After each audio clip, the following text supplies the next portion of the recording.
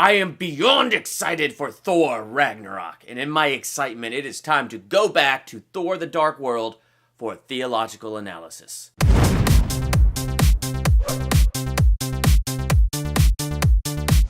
Welcome to Durbania, I'm Durbin, and this is my theological analysis for Thor the Dark World. Even though I've said this is not my favorite Thor movie, I still think it's a good movie, and there's a lot of good things that you could find in this movie. When I was rewatching it for this theological analysis, oh man, I forgot how good the musical score is in this movie. Like, I really enjoy it in some of those highly emotional points.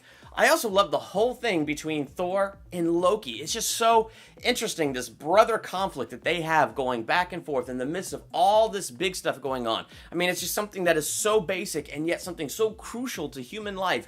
And you see that conflict, and Loki is just one of the most fascinating characters.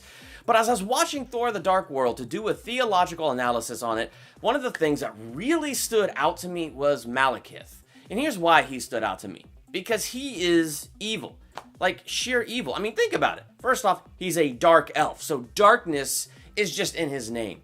He has this thing called the Ether, one of the Affinity Stones, to strip light out of the universe. Like, literally, he is the undisguised embodiment of evil. Let's strip light away.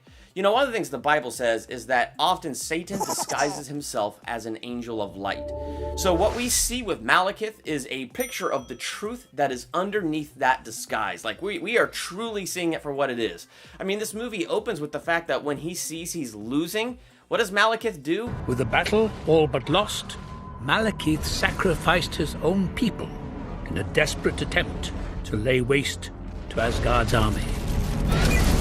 So he's using every last drop of dark elf blood to try to destroy the armies of Asgard. Like, he cared nothing for the lives of his men. So there it is. That is darkness in its motivation, stripped of disguise, and just what it actually is. So as you're watching this movie, the one thing that I find interesting is, ever since I saw these Thor movies, now I often think of Satan as Loki.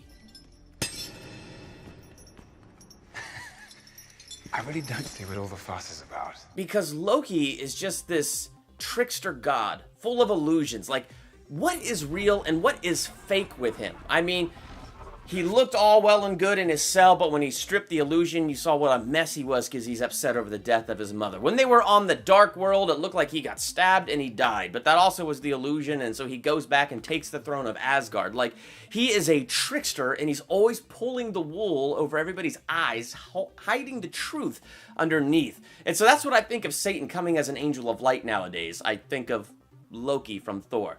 So what's the trick? What's the illusion that is pulled over their eyes in this movie? The real trick is this. Odin thinks he's righteous in his anger. He's righteous in letting that vengeance and bitterness and hatred fill his heart. And he thinks he's righteous in it because he saw Malekith. In other words, he saw evil stripped of disguise and saw it purely for what it is, and it destroyed his wife.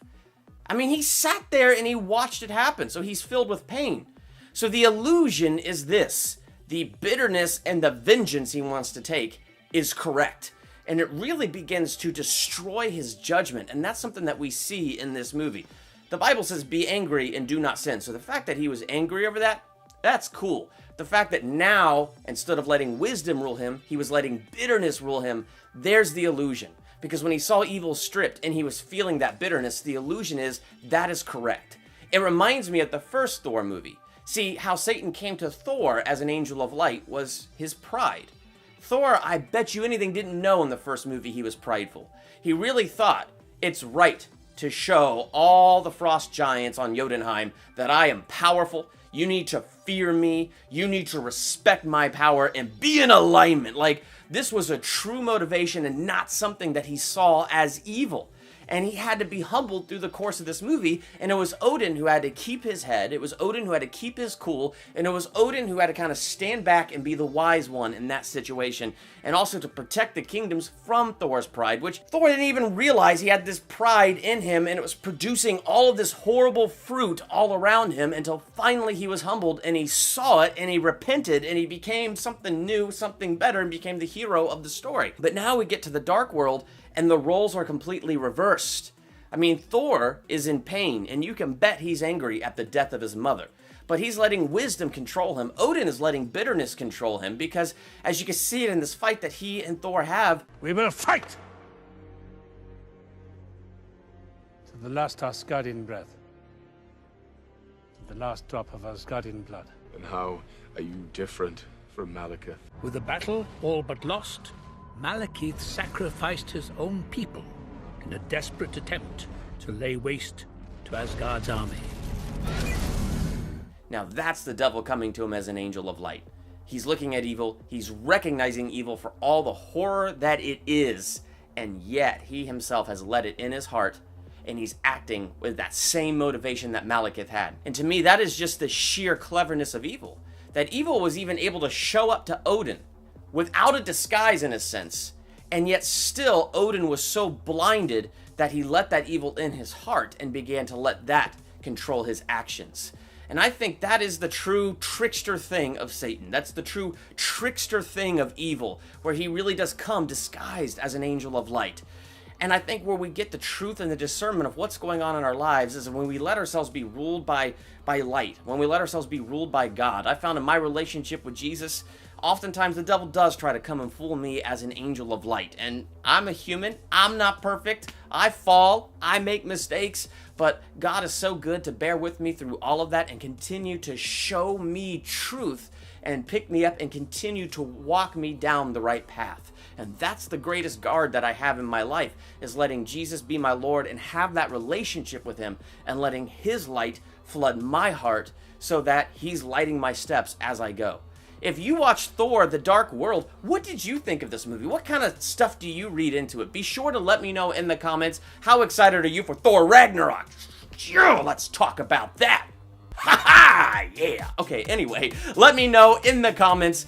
And while you're there, hit that subscribe button to become a Durbanian. Next to the subscribe button is the bell. Be sure to click the bell so you're notified the moment I drop new videos. Check out my other theological analyses, movie reviews, trailer reactions, ranking videos, and other great things I have here on my channel. I'm Durbin. Thanks for checking out Durbania.